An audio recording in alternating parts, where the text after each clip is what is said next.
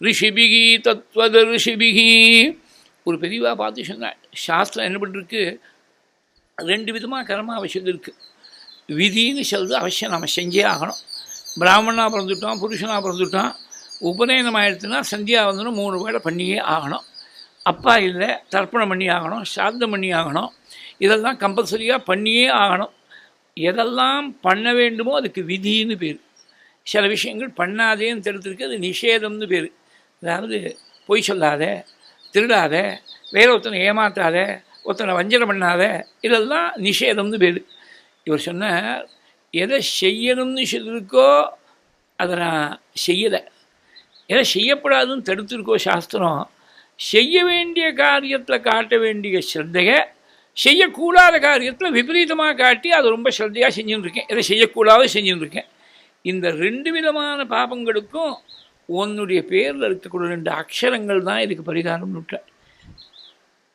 எத் கிருத்தியம் தன்ன கிருத்தம், எத் அகிருத்தியம் கிருத்தியவத் தத் ஆச்சரித்தம், தது உபயோரபி பிராயஷ்சித்வம் சிவா தவ நாம அக்ஷரத்வயம் அப்படின்னு உன்னுடைய நாமாவில் இருக்கக்கூடிய 2 அக்ஷரங்கள், நாமா கூட சொல்ல, இந்த நாமாவில் இருக்கக்கூடிய 2 அக்ஷரங்கள் தான் இந்த 2 விதமான பாப்பம். 2 பாப்பம் இல்லை, 2 விதமான பாப்பங்களுக்கும் உன்னுடைய நாமாவில் இருக்கக்கூடிய 2 அக்ஷரங்கள் தான் எனக்கு கதின்னு விட்டார். இந்த சிவநாமா அவ்வளவு சக்தி வாய்ந்தது. பரமேஸ்வரனுடைய ஸ்மரணம் கூட வேண்டாம். யாரோ ஒருத்தரை கூப்பிடக்கூடிய சமயத்தில் பிராசங்கிகமாக ஒருத்தரை சங்கரன் ஒரு ஃப்ரெண்டு இருந்தார், சங்கரான்னு கூப்பிட்டுட்டான். அவன் ஒன்றும் கைலாச சங்கரன் நினைக்கல, காலடி சங்கரன் கூட நினைக்கல. அவன் ஃப்ரெண்டாக இருக்கக்கூடிய சங்கரான்னு கூப்பிட்டாக்க தன்னை கூப்பிட்டு தான் நினைச்சிருந்து பகவான் அனுகிரகம் பண்ணுறாள். இதுக்கு நிறைய ஏராளமான கதைகளெல்லாம் ஸ்காந்தத்தில், உபதேச காண்டத்தில் நிறைய கதைகள் தான் இருக்குது. நான் அந்த கதைகளெல்லாம் பிரவேசம் பண்ணலை. அதுக்கு ஒரே ஒரு சாம்பிள் ஒன்று மாத்திரம் சொல்கிறேன். ஒரு பரமதுஷ்டன் திருடன் ஒருத்தன், அவனுக்கு 3 பிள்ளைகள். அந்த துஷ்டனுக்கு வயசாக எடுத்து இனிமேல் நம்ம பிழைக்க மாட்டோம்னு தோணி போயிடுத்து. குழந்தைகளுக்கு ஏதாவது சொல்லிக் கொடுத்துட்டு போனோம். நல்லவாடாக இருந்தால் என்ன பண்ணுவா, தினம் விடாமல் பூஜையை பண்ணு, சஸ்நாமத்தை சொல்லு, ஆற்றுல வழக்கேற்றி வை, குலதெய்வத்தை மறக்காத, இப்படி எல்லாம் சொல்லிக் கொடுப்பா. இவன் அசத்தனும் அயோக்கியனும் 3 பிள்ளைகளையும் கூப்பிட்டான். ஆகற முதல் பிள்ளைக்கு உபதேசம் ஆகறன்னா திருடிண்டுவான்னு சொல்லி கொடுத்தான். அப்புறம் 2வது பிள்ளையை கூப்பிட்டான், பிரகர அப்படின்னா, திருடுற போது யாராவது ரிசிஸ்ட் பண்ணி விட்டா அடிச்சுடு அப்படின்னா. 3வது பிள்ளையை கூப்பிட்டான், சம்ஹர அப்படின்னா, அடிக்கி அவன் மசியடைனா தீர்த்து கட்டுடும், அவன் உயிரை வாங்கிடு, அப்படி சம்ஹாரம் பண்ணிடு அப்படின்னா. இவனுக்கு கைலாசத்துலேருந்து விமானம் வந்துவிட்டு இந்த துஷ்டனுக்கு. என்னடான்னா, இவன் தப்பு தான் சொல்லிக் கொடுத்துருக்கான், திருட சொல்லிக் கொடுத்தான், அடிக்க சொல்லிக் கொடுத்தான், கொலை பண்ண சொல்லிக் கொடுத்தான்.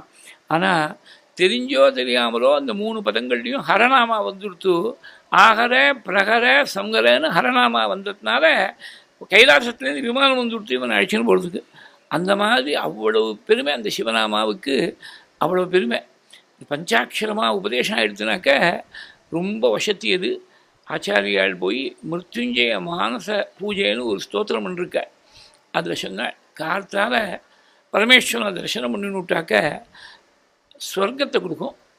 உச்சிகால பூஜையும் போது மத்தியானம் 12 மணிக்கு பரமேஸ்வர தரிசனம் பண்ணாக்க அஸ்வமேதம் பண்ண பலன் கிடைக்கும். சாயலட்ச தீபாராதனை போது பரமேஸ்வரன் தரிசனம் பண்ணிவிட்டா அது மோட்சத்தை கொடுக்கும். சாயங்காலம் சூரியன் அஸ்தமிக்கக்கூடிய சமயத்தில் பஞ்சாட்சரத்தை ஒருத்தன் ஆராதனை பண்ணிவிட்டான்னா இந்த 3 காலங்கள்லேயும் சிவதரிசனம் பண்ணால் என்ன பலனோ அந்த பலத்தை கொடுக்கும். அதுக்கு மேலே ஏதாவது இவனுக்கு ஆசை இருந்தால் அந்த ஆசையை நிறைவேற்றி வைக்கும். நிச்சயமாக கொடுக்கும், சந்தேகம் இல்லாமல் கொடுக்கும், குறையில்லாமல் கொடுக்கும்னு பரமேஸ்வர அவதாரமாக இருக்கக்கூடிய பகவத்பாதாள் வாக்கால சொன்னார். பிராத்தர்லிங்கம் உமாபதேகே அகரகா சந்தர்சனாத் ஸ்வர்கதம் மத்தியான்னே அயமேத துல்யபதம் சாயந்தனே மோக்ஷதம் பானோரஸ்தமயே பிரதோஷ சமயே பஞ்சாட்சராராதனம் தற்காலத்ரயதுல்யமிஷ்டபலதம் சத்யோ நவத்யம் திருடம். உடனே கைக்கு மேலே பலன் விட்டாள். அதனால் இந்த ஸ்லோகத்தை பார்த்தப்பறம் ஒரு விஷயம் தோணித்து பல பேருக்கு சொல்லிட்டு இருக்கேன் உபன்யாசத்தில். சாயங்காலம் சந்தியாவந்தனம் பண்ணுறதுக்கு முன்னாடி ஒரு 5 நிமிஷம் முன்னாடி ஆரம்பித்தாக்க பஞ்சாட்சரம் உபதேசம் இருக்கிறவா ஒரு 108 ஆவர்த்தி பஞ்சாட்சரம் பண்ணிவிட்டு அப்புறமா சாயம் சந்தியானம் பண்ணலாம். பஞ்சாட்சர உபதேசம் ஆகாதவா சிவாய நமஹான்னு சொல்லுங்க. அது நமசிவாயான்னு சொன்னால் பஞ்சாட்சரமாக போயிடுச்சு. அதுக்கு மந்திர உபதேசம் இருக்கணும், குரு மூலமாக உபதேசம் இருக்கணும், பந்தம் விமோகம், அப்புறம் அதுக்கு அங்கநியாசம் கரநியாசம், இந்த பஞ்சபூஜை இதெல்லாம் உண்டு. நமசிவாயான்னு சொன்னாக்க சிவாய நமஹான்னு சொன்னால் அதே பலன். அது பகவன் நாமாவை எடுத்து பஞ்சாட்சரம் இல்லை. அதுக்கு இந்த நிர்பந்தங்கள்லாம் இல்லை. யாருக்கு உபதேசம் இருக்கோ அவள் பஞ்சாட்சரமாக பண்ணிவிடலாம். உபதேசம் ஆகாதவா சாயங்காலம் எடுத்துனாக்க அது புருஷாலாக இருந்தால் சந்தியானத்துக்கு முன்னாடி பண்ணுறது, இல்லை சந்தியானத்துக்கு அப்புறம் பண்ணாலும் சரி.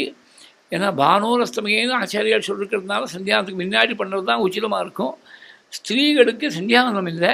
இந்த சிவாயனமாக சாயங்காலம் ஆச்சுனாக்க விளக்கு வைக்கக்கூடிய சமயத்தில் ஒரு 1000 ஆவர்த்தி, ஒன்றும் பெரிய விஷயம் இல்லை. 1000 ஆவர்த்தி நீங்கள் பார்க்குறேன்னு 6-7 நிமிஷத்தில் இந்த கோடியிலேருந்து அந்த கோடி மட்டும் நடந்துட்டு வரதுக்குள்ளே சிவாயனமாக 1000 ஆவர்த்தி ஆகிடும். நடக்க முடிச்சவா நடங்கோ, நடக்க முடியாதவா உட்கார்ந்துபடியே சொல்லுங்கோ.